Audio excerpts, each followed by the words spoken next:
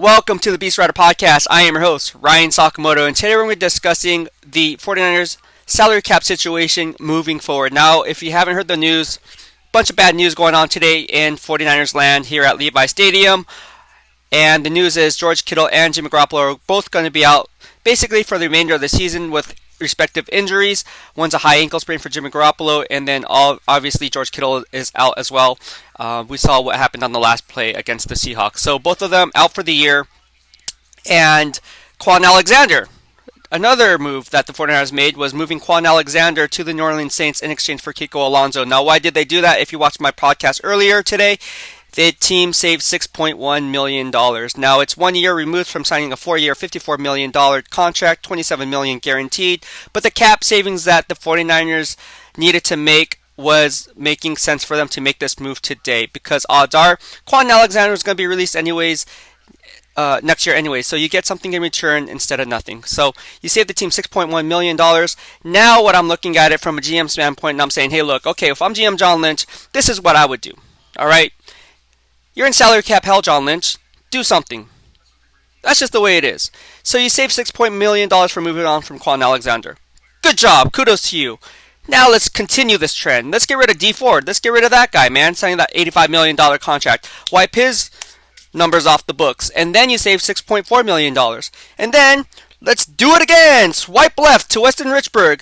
You would save $4.9 million by releasing Weston Richburg. And the reason I say by doing that is a good move, because not only are you saving the team money, you have proven that other players who are less expensive can play under this scheme, because Kyle Shanahan is good in zone blocking schemes and scheming his players in the best position to make plays, especially for the offensive line with the outside zone runs. You just block an area. You're not blocking a specific person, and you can coach up those players to do that. All right?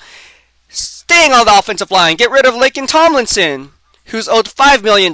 You would save another additional $5 million on 2021. So you add up all those players. 6.1 with Quan Alexander, 6.4 with D Ford, and then you save 4.9 from Weston Richburg and an additional $5 million from Laken Tomlinson. Move on from those four players, you save a total of $22.4 million in cap savings. Now, why would I make this move? On the surface, it says, oh my gosh, we're in total rebuild mode. It's like the Miami Dolphins. No, we're not. It's not the same.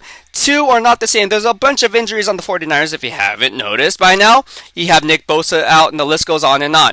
But what you do have to look at it from a GM standpoint is there's 25 unrestricted free agents coming up at the end of the year. 25. That's a ton of unrestricted free agents. And let me just list those for you, because it's a lot. And here we go. Unrestricted free agents starting with Trent Williams, Richard Sherman, Solomon Thomas, Jaquoski Tart, Kyle Juszczyk, Tevin Coleman, Kendrick Bourne, K'Wan Williams, Ronald Blair, Ben Garland, Kerry Hyder Jr., Ziggy Ansah, Tom Compton, Jordan Reed, Jason Verrett, Akilla Witherspoon, Dion Jordan, Haranis Garasu, Jamar Taylor, Dante Johnson, Jordan Willis, running out of breath, CJ Beathard, Joe Walker, all right, and then you have Trent Taylor, DJ Jones, and that wraps up the 25 unrestricted free agents. Yeah, that's pretty freaking crazy if you ask me. That's a lot of free agents. So you can't re-sign everyone. So what do? Well, if I was John Lynch, I would just focus on 4 of those 25 free agents. And I like building teams from the inside out. So I would retain DJ Jones. I would use the money, the $22.4 million from cutting those veteran players, to re-sign, like I said, DJ Jones and then Kerry Hyder Jr. Those are solid plays. I don't think they're going to be asking for big money, but they are depth pieces, and we all know what DJ Jones can bring to the table, taking on multiple double teams as well, and he's not scheme specific. He can play in a 3-4 or 4-3 base, in my opinion. So you wrap up those guys, you get a bargain price also with Jason Verrett. Hopefully he takes a hometown discount to stay in San Francisco. That remains to be seen, but Emmanuel Mosley is an exclusive rights free agent, so he'll be retained. Don't expect him to be moved on. He's coming back to San Francisco. But Jason Verrett is another player who's kind of borderline based on the financials on whether or not he will return, but he's definitely playing his way into coming back into San Francisco if John Lynch can work out some kind of a deal with him. And notice I'm staying on the defensive side of the ball here. Yeah, we need interior help, but I feel like that can be found in the upcoming NFL draft. But I'll get to that in another podcast. So we're sticking on defense here. Another player out of all of these that is the most important in my estimation is nickel cornerback K'Wan Williams. And the reason I say that is nickelback K'Wan Williams is also a free agent, but what he brings to the table from a defensive standpoint, it allows Robert Saleh to do a lot of things. If you notice in the Seattle Seahawks game, his first game back from injury, what was he doing? They used him as a blitzing cornerback. And what happened? It was a 3 and out, right? So K'Wan Williams does more than just be the slot cornerback. They use him in a role much like the Seattle Seahawks, not the Seattle Seahawks, much like the Pittsburgh Steelers use Mike Hilton, and much like the New Orleans Saints use Chauncey Gardner-Johnson. Speaking of Chauncey Gardner-Johnson, did you guys see him get in that fight? Crazy. That guy seems to get in fights all the time. Great player, but he always gets in fights, especially with his own players. Michael Thomas. That's crazy. Something's going on there. I don't know. But getting back on topic. Speaking of those players, that's who I would resign first and retain before delving elsewhere. You want to keep your own players and then supplement the upcoming missing pieces in the draft, and then the pieces after that you can kind of find in free agency as late bargains, especially when you're in salary cap hell. All right. The question is, what's going to happen with Fred Warner? Fred Warner is due for a contract extension now, not tomorrow. Now. And Fred Warner to me is the best middle linebacker in the NFL. I know he didn't play like it yesterday going up against Bobby Wagner, who had 2 sacks, but come on, man. Fred Warner's the man. Fred Warner's the man, in my opinion, all right? He needs to be extended sooner rather than later, and this is what I think about Fred Warner, all right? He deserves a front-loaded contract. You're not banking on future success with Fred Warner. You know what you're getting. You're getting at least a top 3 middle linebacker in the NFL. Hands down. That's not even a question, okay? Secondly, he's the heart and soul of the defense. What I mean by that is you take Fred Warner out, who's the team captain? Who's the leader? He is definitely the leader of the 49ers defense and taking on that role since last year. And last year he was playing at an all-pro level too. I think he got snubbed, but that's for a different story. 49ers fans know what you're getting with Fred Warner. You're getting a top 3 middle linebacker in the NFL. The heart and soul of defense, right? Nick Bosa is definitely the best defensive player on the team, but Fred Warner is the heart and soul. You take out the heart, you lose the soul. All right? Furthermore, his contract is coming up because he was a 2018 draft pick. Now, 2018 draft pick's not a first-round draft pick. He's signed a 4-year contract, which means he will be a free agent in 2022. Usually, what teams like to do is they like to extend the player 1 year before he hits free agency that following season. So, that's coming up this year. But this 49ers are in salary cap hell, so what do? You have to get rid of those 4 players that I just mentioned because you need some flexibility in order to negotiate a front-loaded contract because Fred Warner earned it. He earned it. And by looking at the 2018 draft class, you have a lot of stud inside linebackers in that 2018 class. You have Tremaine Edmonds, right? You have Rashaan Evans, and then you have Roquan Smith. So when you add all those players into the picture, you're looking at a market that might be reset once those players come up for contract extensions. Better just re-sign them now than later. Now, the only question is, this year in Tampa Bay, they have a pair of stud inside linebackers. Last year's first-round pick, Devin White, and they also have Lavonte David, who's balling out of control, having a Pro Bowl type season like he did back in, I believe it was 2013. But he is due for a contract at the end of the year. He signed a 2015 contract. I believe it was 5-year, $50 million contract. If I'm not mistaken, I have to look at it. But I believe it was a 5-year, $50 million contract with like $25 million guaranteed, $25 million guaranteed. That was signed back in 2015. In 2015, Jim Tom Sula was the head coach. That's how long ago it was. He's due for another contract at the end of the year. You don't think he's going to reset the market? Let's put that in perspective. Bobby Wagner is owed $18 million annually. All right? Lavonte David, on that contract he signed back in 2015, breaks it down to $10 million annually. What do you think Fred Warner is going to command on the open market? Anywhere between 18 to 15 in my estimation. Definitely more than 10.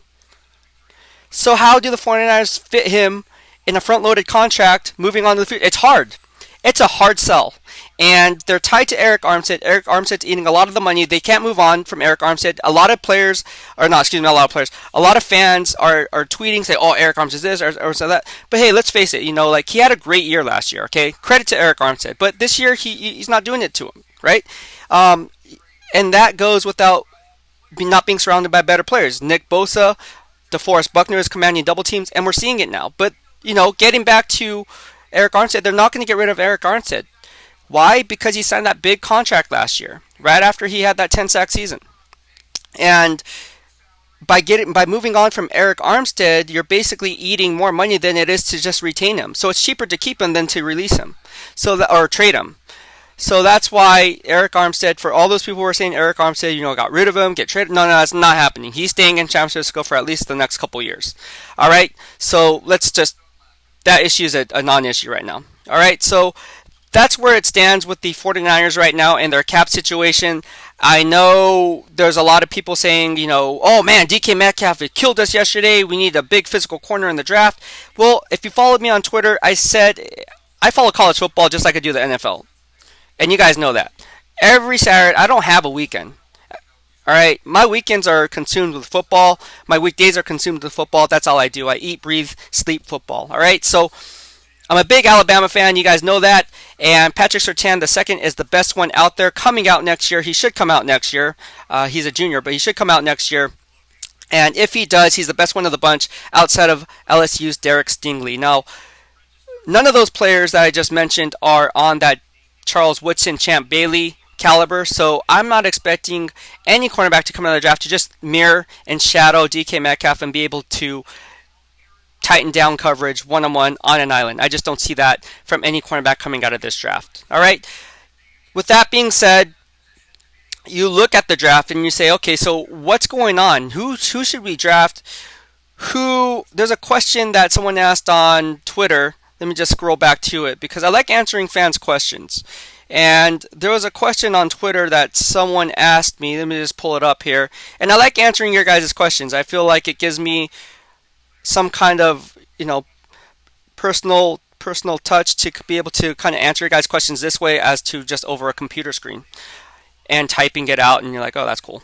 All right, so Brian D. Ryder asked on Twitter, in my opinion, San Francisco needs to solidify middle of the line first, then do work on edges. Any Alex Mack-like centers in draft, that would save $10 million and help team a ton. Yes, I agree with you that they need a center like Alex Mack's caliber. However, I believe Alex Mack is 34 years old, and if he comes on the cheap, which he could be because he's in the twilight of his career, still playing at a very, very high level, still a top 5 center, I believe he would come and play for Shanahan if a Super Bowl window was open in his eyes. But again, it comes back to extending Fred Warner first. All these free agents that are coming up, no one's talking about what's happening with Fred Warner. No one is. No one's talking about extending Fred Warner. Well, I got to think 2-3 steps ahead. And I'm thinking like the GM John Lynch. GM John Lynch is not dumb. He knows he has to extend Fred Warner. Above all those other players I just mentioned, Fred Warner is his number one priority. And if he doesn't extend Fred Warner and give him a front-loaded contract that he deserves, someone else will. Because let's face it, we all see what happens when the inside linebacker goes down or the heart and soul of their defense goes down. We see it with the Pittsburgh Steelers when Devin Bush went down. What did they do? They bring in Robert Spillane, who's the backup, who played very nicely in his absence. Robert Spillane had a pick 6 yesterday, and he also had a fumble recovery in that big game against the Baltimore Ravens, helping the Pittsburgh Steelers remain undefeated. But what did they do? Shortly after having a career day, they went out and signed and traded for Avery Williamson from the New York Football Jets. So you can see where this is going, guys. Fred Warner's value is going up high, and it's better to extend them now than wait later, because like I said, if you wait later, the market may be reset at that time, and then you're playing with fool's gold because you're going and competing against with other comparable contracts, and that's not a good thing. You want to extend Fred Warner now. He deserves it. Give him a front-loaded contract, not back-loaded contract. If you have to get rid of some quality players, do it, because Fred Warner is a top 3 middle linebacker in the NFL. If not, in my opinion, the best middle linebacker in the NFL. All right, well, that will do it for today on today's BEASTwriter Podcast. I hope you had what I like to offer. If you did, please subscribe to my YouTube channel below in the lower right-hand corner as I keep all things Beast. Thank you for tuning in. Have a good day. Happy Monday. Fans, I am out. Peace.